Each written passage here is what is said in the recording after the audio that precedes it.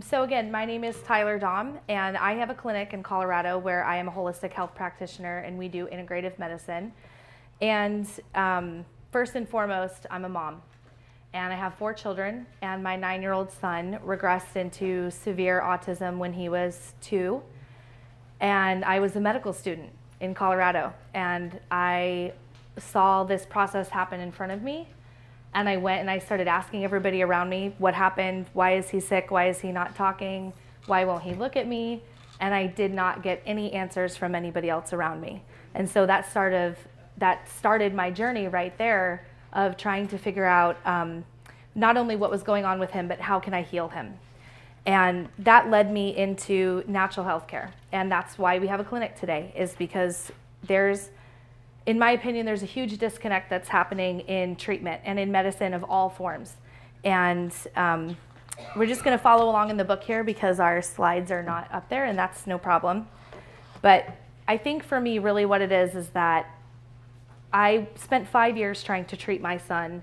5 years we did the biomedical route because that was the only option for us. And we did many prescriptions and many treatments for my son. And you know what we noticed over time is that he just kept getting worse and worse every single year. And so one day I went home after our final appointment with our physician. I had let her know that I was done. I was exhausted, we were going broke, and I just didn't want to do it anymore. So I went home to my husband and I said, okay, our son is not going to be one of those miracle stories. He's not going to recover, and I've accepted that. And we're going to go forward and we're going to love him as he is. 2 days later, I got a phone call from our physician, and she said, I've got this new machine in my office. I have no idea what it does. It's some kind of ion detox, and I want you to come in and at least just try it. So I did. I threw that penny in that last wishing well, and I went down there, and we started detoxifying him through ion detox. And what I noticed immediately is that he had more focus. He was looking at me in my eyes, and I hadn't seen that for about 5 years. So that was really important for me. But again, I'm a scientist above all things, and so I wasn't convinced that that's what was going on. I did buy the machine and take it home with me, and I started detoxing him. 2 weeks later, my son toilet trained. Once again, I thought, this is a fluke, that's not what's happening. 4 weeks later, he started having words. Within 4 months, my son was speaking conversational sentences. The only thing that we were doing at that point was detoxifying him ionically. And so I started diving into this and I started researching it, and what I realized is that I came to this profound epiphany as I was praying on this one day, and it was, we are doing this backwards.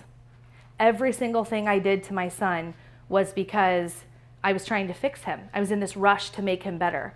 But what I realized is that our children, and even if it's a patient, anybody that has chronic illness, that patient is a house. And that house is now burnt to the ground when we have chronic illness. And what we're doing is we're so quick to go in and put all of these things into the body and rush to rebuild. We haven't taken a step back to do 2 critical things. And that's to identify the source of the fire and then clear away the rubble. We have to do those things first in that order in order for any other treatment to really take hold and create change in the body. Once I realized that, I stopped everything we were doing. I detoxed my son, only using ion detoxification for him for 8 months. And I really am excited to tell you that my son is recovered. So now, I want to also tell you that we did the detoxification first for 8 months with nothing else. And we did go in and then treat his underlying issues, because now that I wasn't throwing all of these things at his body, we could see what those were. And for him, it was very clear high viral markers. He had pathogens. He had one marker for Babesia in his blood that we were able to find. And he had significant genetic issues, epigenetic issues. And so I'm just going to talk a little bit about that with you, about how this process works. And so to really understand the process of ion detoxification, we need to talk about the autonomic nervous system. I'm acutely aware that you guys are very familiar with this system here at this training, which is going to make my job easier. So anytime that our patients have these infections, these underlying causes, whether it's bacterial, viral, fungal, if toxicity is the root of the nature, if we have heavy metals, if we have chemical exposures, we are creating a stress response in the body. We're activating that sympathetic nervous system. And those responses were always meant to be temporary, but especially in our patients that are so compromised, that becomes a permanent state of fight, flight, and freeze mode for them. And they no longer are able to facilitate swinging back to parasympathetic. When we can't go back to parasympathetic nervous system, we start to find compromises, not only in those hormone responses, cardiac responses, the neuroaffective responses, but now, as you guys are seeing in your practice, we have issues in metabolic, we have issues in detoxification, and we now have massive inflammatory responses that we're managing. So if we have chronic states of stress that we can't get these patients back to the innate system of parasympathetic, what do we do? How do we manage that? We have impaired communication in the transport systems. We're trying so hard to get this nutrition in for them, and they can't utilize it properly. We're trying to get treatment into them. They cannot move it through. And that's a huge issue for us as far as how can we get the best outcomes. One of the systems that is most compromised that I have seen in my research using ion detoxification are the voltage-gated ion channels. These systems are in every single thing that we do cellularly. They regulate our ability to do sodium ion channels, potassium, calcium ion channels. They are the part of active and passive transport. It's sort of that firing mechanism for those things. And there are action potentials. We require those processes to work every single second of every single day that our body is living, and toxicity and underlying infections go in and shut those down. And those voltage communication, that electrical system that we're talking about, that we're working in the body, it's not functioning anymore. It's not effective. We can't do those things. And so that turns into something called a channelopathy. When we have a channelopathy inside the body, it causes actually several systemic issues. One of them is epigenetic mutations. How many of you guys do genetic testing in your practice, or at least you're getting familiar with those mutations? Okay, good. That's really good because that's going to be important. Environmental and chemical sensitivities. Those are an underlying issue with a channelopathy. Nutritional deficiencies come into play. Hydration issues come into play. We've got impaired detoxification, as you all are seeing, and we have impaired immune cell function. All of these things sort of are the catalyst for a channelopathy inside the body that's no longer at an energetic level to regulate homeostasis. Some of these epigenetic mutations that I see over and over in my practice, although there are several that I work inside of, the main ones that I see are MTHFR and MAOA, CYP, CBS, NAT, and SOD. When we have these mutations, as you can see, we've got issues in methylation, we've got issues in metabolic, we've got issues in transport, and we've got issues in detox. Every single one of these mutations will pair with another mutation and create a system that is shutting down our goals of treatment in the body.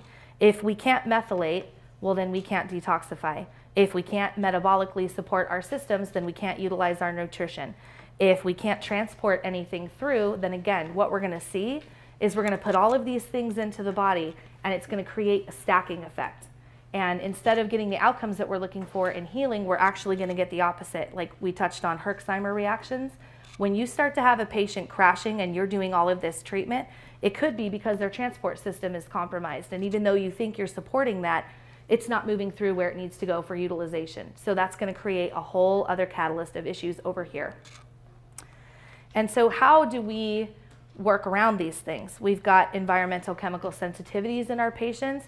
Every single time they go out into the world around them, they're surrounded by the chemical revolution. There isn't any one thing that we come into contact at any point in the day that hasn't been some sort of chemical process or some sort of toxic relationship. If we have multiple chemical sensitivities in our patients, where do they go when they have to go out and navigate the world, but they have these reactions to deal with after that exposure? And nutritional deficiencies. I could spend hours talking about that, and I'm sure you're all familiar with it, but it really is a big issue for our patients. If we're giving them clean and safe and valuable nutrition, but they can't utilize it properly, what do we do? It becomes a real issue in treatment. Detoxification methods. There's many, many ways that we can detoxify. We've got oral chelation, IV chelation. drops, binding agents, we've got specific organ cleanses, and we do now have ion detoxification. But up until then, all of these detoxification methods that we're doing require one thing, and that's for us to put something into the body. Now, this creates a threefold issue for patients that have transport compromises. If you have blocked pathways and blocked receptors and you continue to put something in, again, it goes back to creating that log jam of treatment. It's not going to be effective for every patient. No one thing will ever be effective for every patient, but if they can't move it through, then we're really creating another issue. And then going back to those Herx reactions, we're just gonna see them continually crash, and we don't have an answer to solve that. And really what it does at that point is it creates a vicious cycle that we're trying to fight. We've got the onset of infection, causes epigenetic changes, which then go in and actually impair our detox further. We've got the nutritional deficiency stacking on top of impaired immune function. And all of this sort of sets the stage for chronic catastrophic illness. So why is ion detoxification so different? How can this tool help utilize healing in a body, help facilitate detoxification, and change your patient outcomes? What I learned is that when it's done properly, what we're doing is creating a frequency that's harmonious to the body so that we can elicit a relaxation response. The goal of that is then to activate the parasympathetic nervous system and create rest and digest. Rest and digest is the body's innate process to be able to open up those pathways and release everything that the body can't utilize, whether that's toxicity or if it's built up nutrition that was meant to help us but now we can't use it. That's the system that we use to move those things back out of the body and create homeostasis. So the purpose of ion detoxification is to facilitate that as an external proxy where the body is compromised and cannot do it on its own, even when you've already done other internal interventions that are not working. So, and that's really what it is. It's quite simple. It's when you think about in terms of being able to access these frequencies that help our body come back into balance. We're looking for grounding. We're looking for being able to create homeostasis in a way that we can't do on our own anymore. This is what it's doing. And so I think what I've seen in my clinic is quite profound. Patients that are the ones that are non-responders are often the ones that respond the best to ion detoxification. And we'll often start with them a little low and slow because especially if they have a Lyme history, they can be quite sensitive to the detox. Once those pathways start opening up, it sort of creates a floodgate system. And a lot of people talk about, okay, what's going on in the water? Is that really detox? It is. Part of it is detoxification. 70% of what we see in the water is actually coming from the body. It's releasing of organic acids. There's glucose in there, creatinine in there, anything that the body deems needs to be flushed out. We will see that in the water through labs we've done with doctors' data. We'll also see heavy metal exposure being excreted through the body this way. And so it's really important tool for us. But it also does something, the true magic of it is that it's creating detoxification systemically. Once we activate rest and digest and we're working inside the natural system of the body, all the organ systems have the potential to become detoxifying. So what we don't see in the water is okay because the colon may be cleansing, the liver may be cleansing, the blood system may be cleansing, maybe the respiratory system is now being activated. These things that we don't necessarily measure in the water, we know are occurring inside the body. We do baseline labs at my clinic that tell us where the metals are and where the organic acids are, and then we cleanse for 4 to 6 months with that patient and retest them. And I can tell you, we are seeing clinically significant results just using this tool. So it's definitely an effective answer for those that cannot facilitate these processes on their own. One thing that I have also noticed is that over time, we'll need to do less and less sessions as the body relearns its natural process to activate parasympathetic nervous system on its own. It is a tool that is a lifestyle thing that everybody in their home should have. I really feel this way given the nature of our exposure daily. But the real miracle of it is that it's actually helping the body get back to that natural state without having to do any other unnatural interventions. So that's a beautiful thing for us. And I'll talk quickly about one of the studies that we did using 25 children on the autism spectrum that were in my practice and that I was connected with. We sent machines out to them, and we gave them a very specific cleansing schedule to do for a 4-month period. We started by using something called the Autism Treatment Evaluation Checklist. This is a scoring system that practitioners and parents will use in order to evaluate the effectiveness of any intervention that we're doing for that child at that time.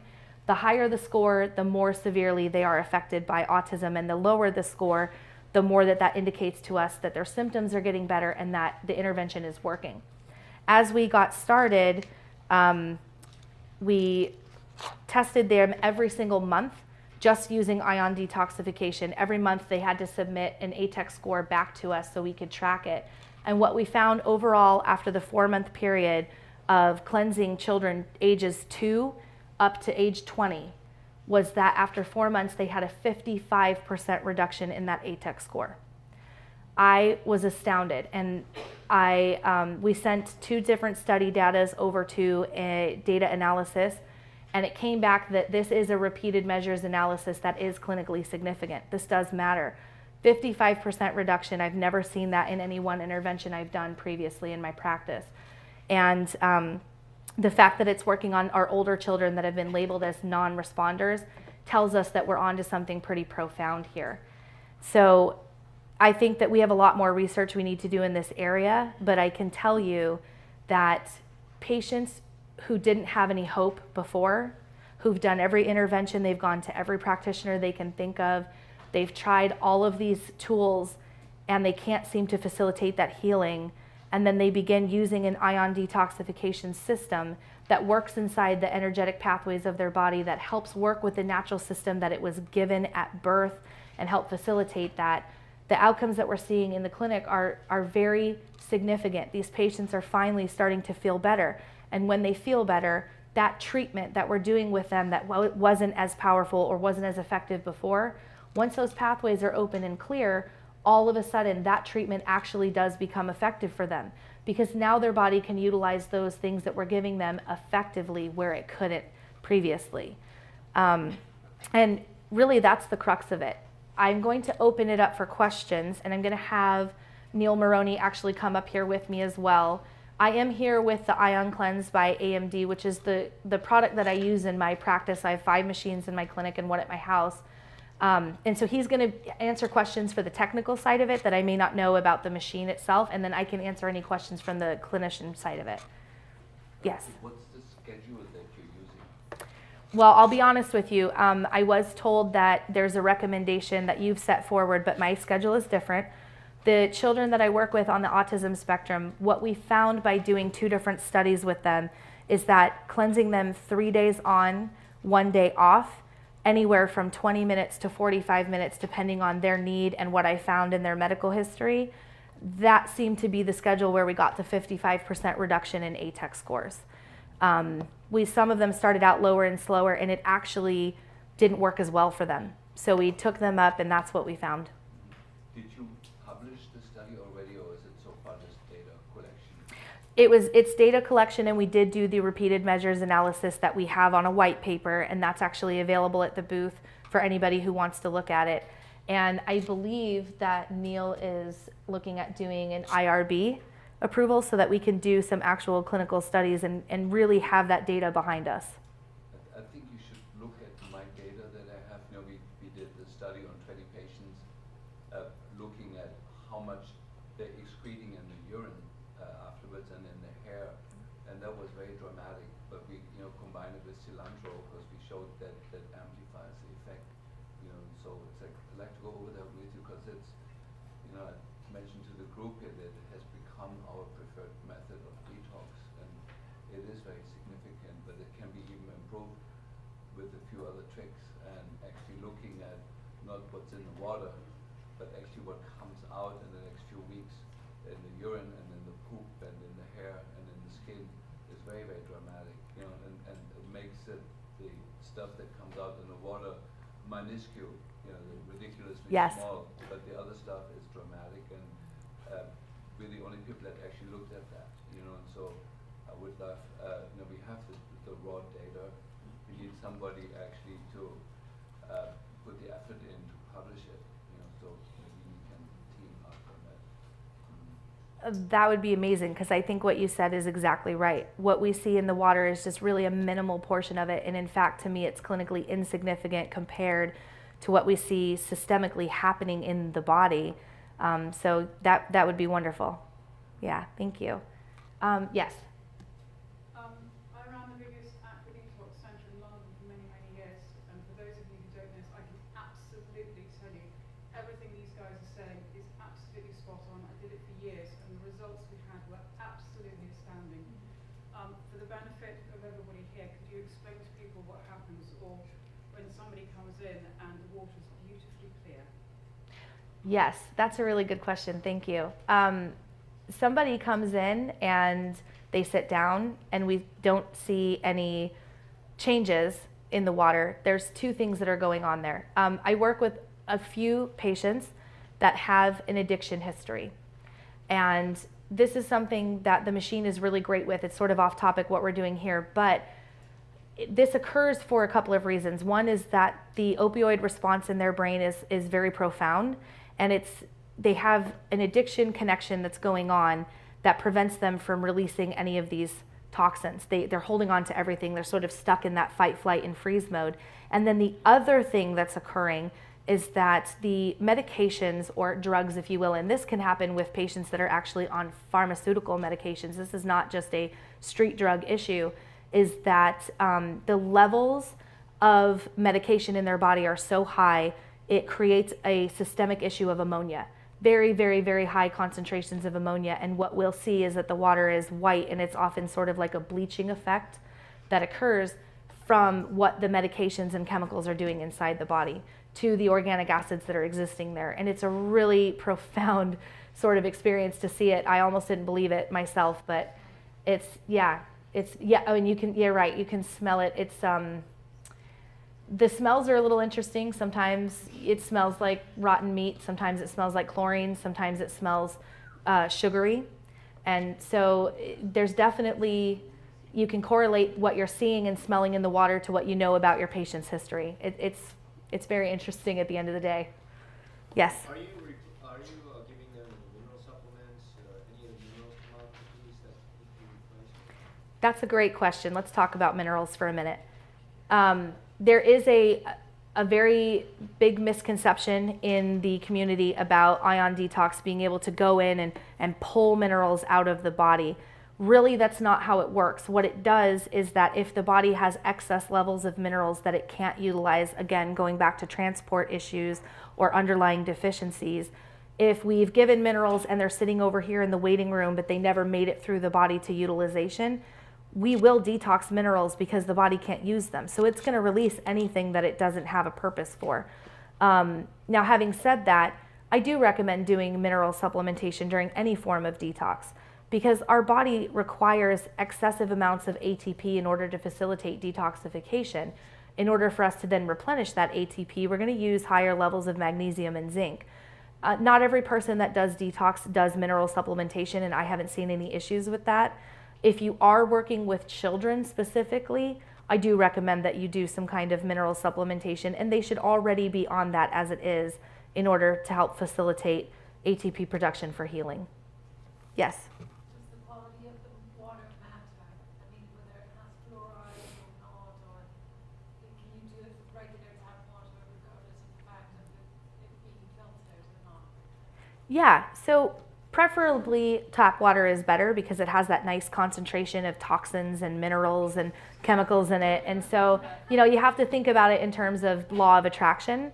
We're trying to draw these similar charges out, and so I think that's best. However, I'll tell you, many of our patients take our advice. They have filters on their house, they have RO water, they're getting clean sourced water, and so they'll use that, and it will require more salt in order to do the conduction, but it will work effectively. Yes? Yeah, does it matter what salts you use?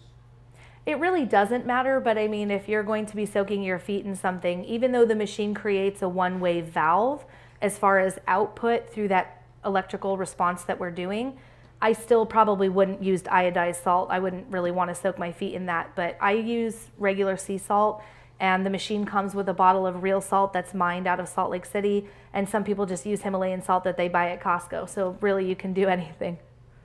Yes? If you're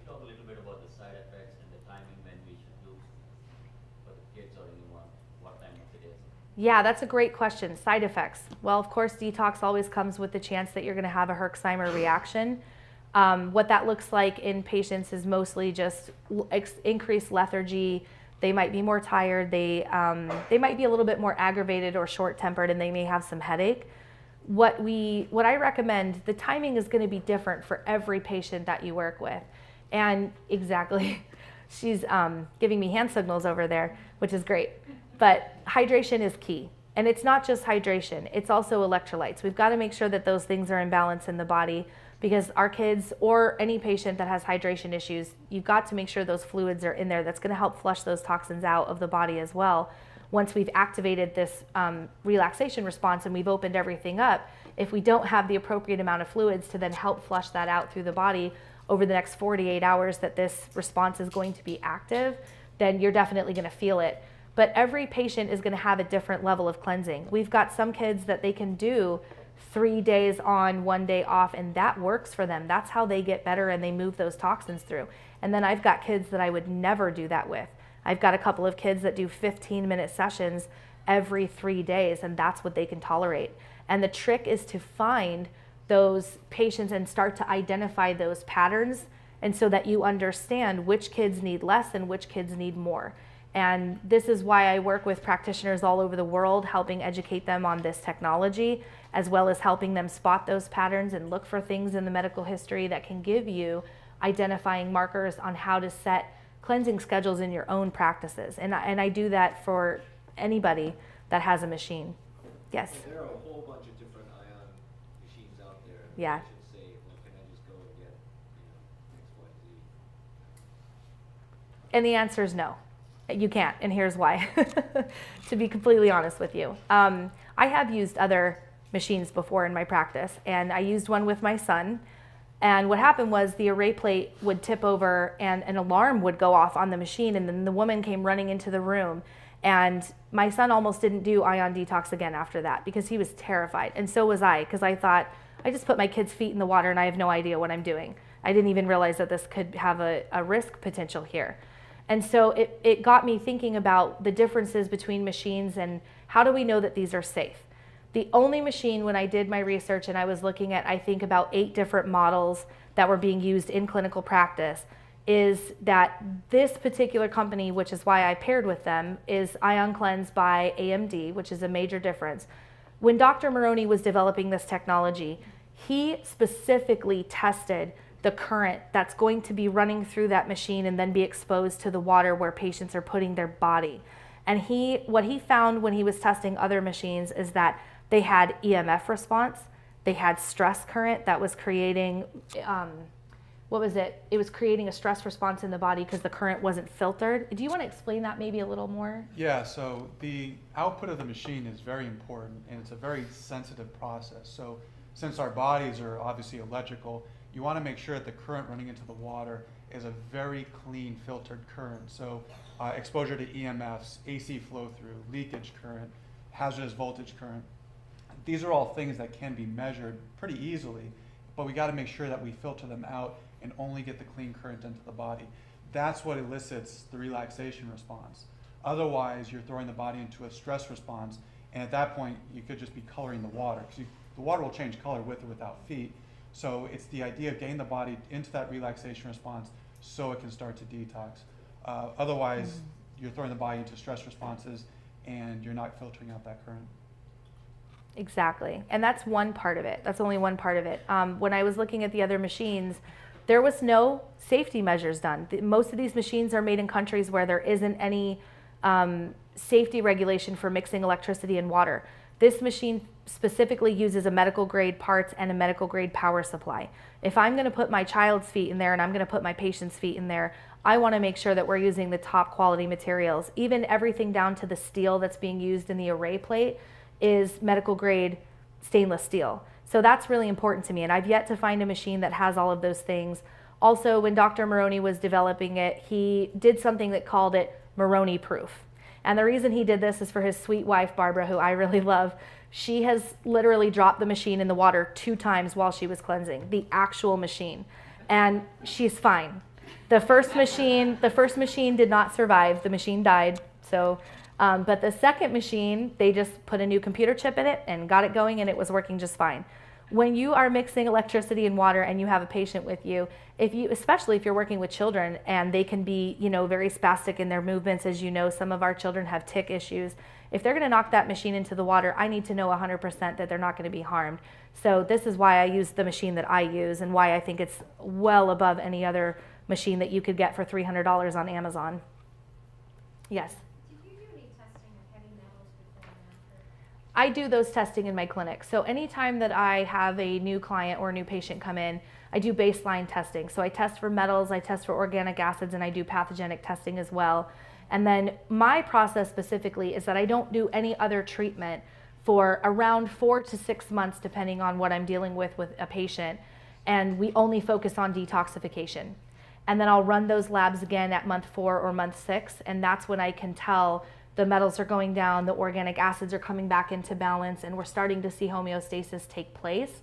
And that's how I know when they're appropriate to then go in and do further treatment, that their body has been primed and ready to accept that. Yes? Do you have a treatment regimen for patients being treated with Lyme disease and also just for general populations or with detox? As far as my treatment regimen, as far as detoxification or? Using the foot bath. Oh, Yeah, well, Lyme, yeah. For Lyme patients and also for just regular normal people that have. So here's the thing. This is my philosophy as far as me specifically in my practice. Maybe not every person has a Lyme diagnosis. I have yet to see one single patient come into my clinic that doesn't have bands that are positive or high viral co-infections or some kind of pathogenic issue. We've got the 4 underlying things that I see across the board are bacterial, viral, fungal, and toxicity, whether that's metals or chemical exposure. So I don't treat any patient as if they are their diagnosis. I don't even actually, to be honest with you, I don't really believe in diagnosis. I believe that we're all systemically, chronically infected with these things that we've been introduced to. And so I treat them similar until when it comes to detox, depending on, obviously the detox schedule is going to be different, but across the board, I'm still going to be treating them for all the underlying issues. It just really depends on how those underlying issues manifest in their symptomology specifically, and then that's where the treatment plan deviates. But my practice is to do detox first before we do anything else. We're identifying the source of that fire by getting those tests back and telling me what I'm working with, and then we're going to clear away the rubble. Sometimes that detoxification coincides with doing an antiviral protocol. Sometimes it's a Lyme protocol. Sometimes it's a chelation protocol. We're going to do metal clearing. But either way, detox and clearing is where we start, and we don't do anything else.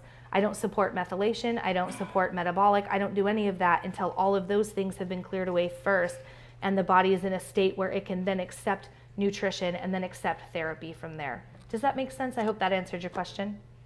Okay. Yes? If the patient is severely dehydrated, is that going to cause a really bad first reaction? Do you have to really Yes. fix that first before, and mineral deficient, sometimes people, when they're really sick, that's kind of where they're at. Yeah, and here's the thing. This is a chicken and the egg question, because dehydration, it may not because they're not intaking enough fluids. It could be because they're very compromised in their transport system, and we're not actually getting the water where we need it to go in the body. This is why we see so many patients that have these chronic constipation issues, because they can't move those fluid in where they need it to go. So, do you wait until hydration gets to a point where they can tolerate detox, or is detox the thing that they need in order to then be able to facilitate that hydration to be effective? So that's the question. I always just start with detox and make sure that they understand how to support their hydration, whether that's things above water, talking about doing the electrolyte drink. I always give them a recipe for a natural electrolyte drink. We do lots of things like aloe and coconut water and other things that will help support that, as well as doing Sol. I don't know if Sole, if you've heard of that. It's just a salt electrolyte thing that we do for patients in our clinic. But hydration issues absolutely need to be addressed. And anytime you're doing any form of detoxification, they've got to make sure that their fluid intake is at an appropriate level, or they are going to feel sick. And we don't want anybody to feel sick. My goal is never to have a Herxheimer reaction. That's something I try to avoid at all costs. If I can keep a patient right below that threshold, then I'm doing a really good job. But there are times where it's unavoidable, unfortunately. Yes? Without giving proprietary information out, can you comment on the frequencies that are in there, or? Unfortunately, no. That is part of the proprietary piece, is to make sure that everything gets filtered out. Is it a DC current? Is it AC? Is it? No AC, no AC. So it's direct current, and then there's other things to make sure. You can have direct current with AC flow through on top of it. You can have leakage current. So it's a matter of filtering all that out. That's part of our process. In terms of the voltage that's going through, it must be a low voltage. Yeah. You're looking. I mean, the machine tells you it's about 20 volts at 2.5 amps. Yeah. Can you talk more Yes. about the different modes of the machine? Oh, sure. So the machine has it's a dual polarity system. So the machine the home unit has a 70-30 ratio. So 70% of the time is producing negative ions, 30% of the time is producing positive. The professional model has four other modes that will have different ratios of positive to negative ions. And if you do muscle testing or pH testing of some sort, you can modulate the modes for that particular person at that time. I will tell you that I have both the Premier machines and the Solo machines, so I have two different kinds. I'll be honest with you, I have no idea how to use the other settings. I just keep it on the standard detox setting, and it works very well for what I do. But I know some other practitioners that are trained in that muscle testing, and if that's an interest that you guys have, if you're bringing this technology into your practice and you want to learn how to do that testing, that is available. There's some people that you can reach out to that will tell you how to do that. Well, in the instructional video, it has a whole section on muscle testing with the programs too. Even better. Okay. Yes? Is this a physician-only type of product? And what is the expense of the, I guess, I'm under the impression of it is that there's two models? Yes. Yeah. So it's not a medical device, so it's not physician only. Anyone can purchase it. You don't need a prescription. We try our best not to make any medical claims, which is why I have my practitioners do most of the talking. There's a lot of things that we just can't share as a company. In terms of cost, we have the home units about $2,000 and the professionals about $2,900. And I recommend, honestly, to my patients that they have a unit in their home. It's not about generating sales or referrals, although there is a program for that to help supplement income for practitioners that are starving. But it really, for me, what it is it's about the cleansing schedule can get intense for some patients depending on what their need is. If they have the unit in their home, what's more important to happen is that they're going to start using it for themselves as well. They're going to heal their child, or they're going to heal their spouse or themselves that's sick, and then that's going to generate over into everybody else in the family. They're going to start asking questions. Oh, I wonder if this will work for this issue that I have, or maybe that will help my neighbor or my friend. And then what happens is profound healing starts to occur throughout the entire home, and the energetic level that's going on. If you heal yourself, you can heal your child. That's sort of the motto that we use in autism, and that works for everybody in the family. So I really encourage patients to have one in their home to use it for everybody, because again, like I said, we're in the middle of the chemical revolution. We live in toxic soup. I can't imagine any time when we're not going to have these chronic exposures, and you don't want to run back to the clinic every single time to do a session. So it's better for them to have it in their house. But I do lots of sessions in my practice as well, and it's been very effective. How often do you have to replace the coil part? Yeah, good question. So the element that goes in the water, we call that the array, and it lasts an average of about 30 to 40 adult sessions. It comes out to about 1,000 minutes. And the cost for that is $70 for an individual set, or you can get them in bulk for $55. So cost per session is anywhere from $1.50 to $2 per session ongoing. And I do 30-minute sessions in my clinic itself, and the cost on that is $45. So obviously it's, for business-wise, it's good for that. I don't really have an issue with the plate replacement. We buy them in bulk, and it's been very affordable for us. Do you guys have any other questions? Okay. I know you work a lot with children. I do. Just wondering if you have any feedback on older people, like with Alzheimer's and, dementia, Parkinson's, or anything like that, those Yeah. kind of issues.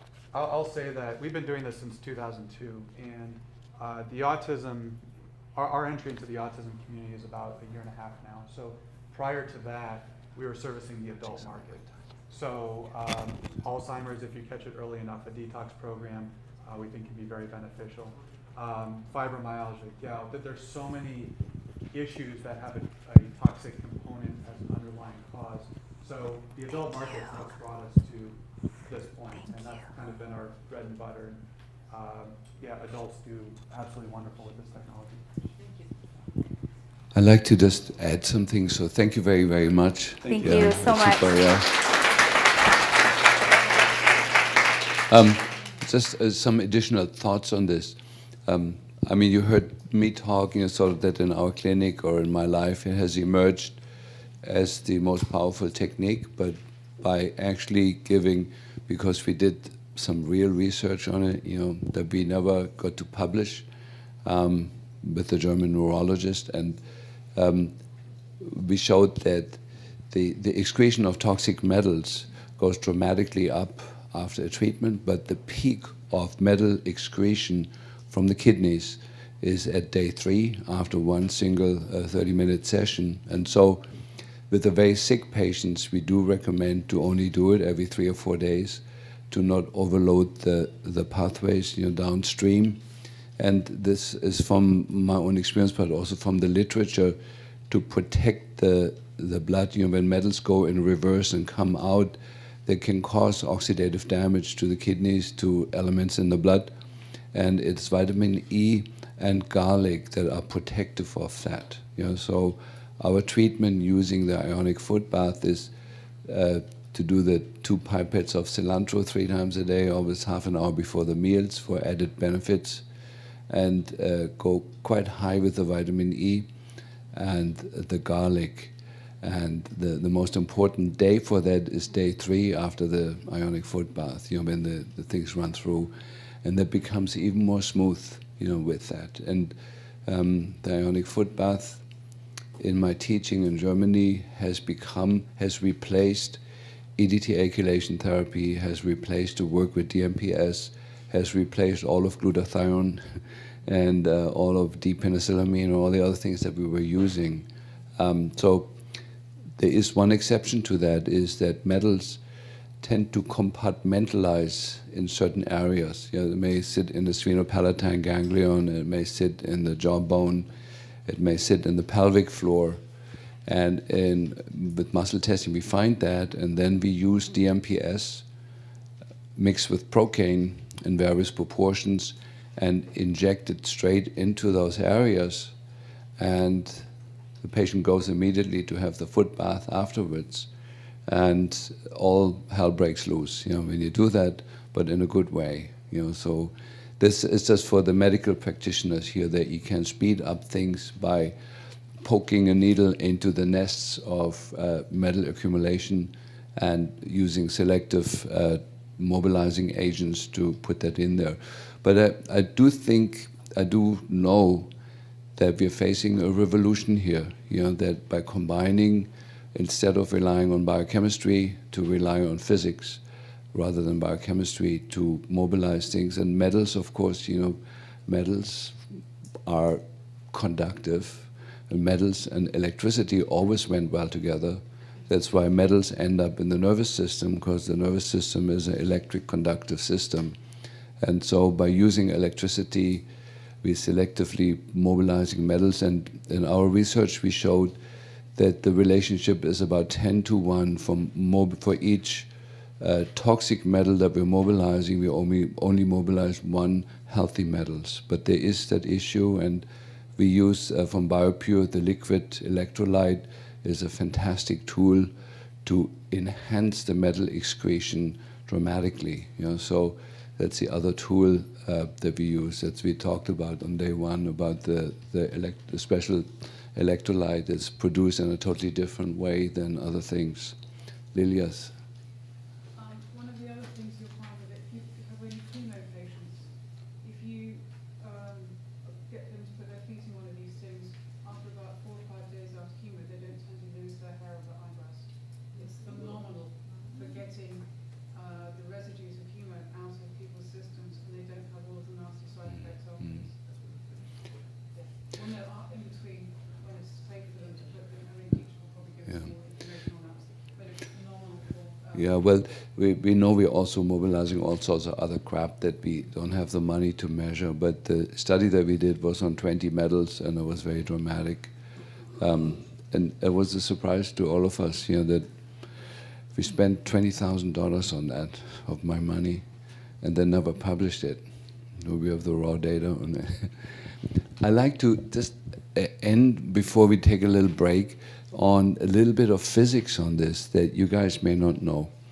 I struck up a friendship with Professor Pollack. Pollack wrote a wonderful book called The Fourth Phase of Water. And basically what that is, I can explain it. He's a professor at the UW in Seattle. And basically what he demonstrated is that water has a self-organizing tendency. If you stick any membrane in water, water itself creates a slime layer on the membrane and organizes the water molecules so that they're polarized, so that if you put two electrodes on it, one on the outside of the smear layer, one on the inside, you get 70 millivolts. And he actually proved that the whole idea with the ion channels, the sodium-potassium channel, is gone. It was wrong. Yeah? Any membrane on the cell wall will self-organize the water so that there is 70 millivolts on it. He just did that by just sticking plastic foils in water and putting electrodes on it, and showed the 70 millivolts. It doesn't require ATP or sodium-potassium pumps or so. But what he also did, I talked to him. I spent actually a very expensive dinner with him to hear him out on it. He's actually tried the ionic foot bath and actually demonstrated that immediately when you stick the feet in the water, all the membranes in the body that have lost their charge, have lost the polarization of the water molecules, immediately self-organize as an effect of physics that really cannot be explained by current physiology or current physics. It's just an effect that can be observed, but cannot be understood by current measures. That what you say about the channelopathy is totally true, but the effect is actually not understood. Why, when you stick the feet in that water, suddenly in the brain and everywhere in the body, all the membranes orient themselves and get their 70 millivolts back, and the water molecules straighten out, so as if they're given new marching orders. I recommend you all read that book. It's called The Fourth Phase of Water. It's one of the most valuable, precious, important books of our time to read.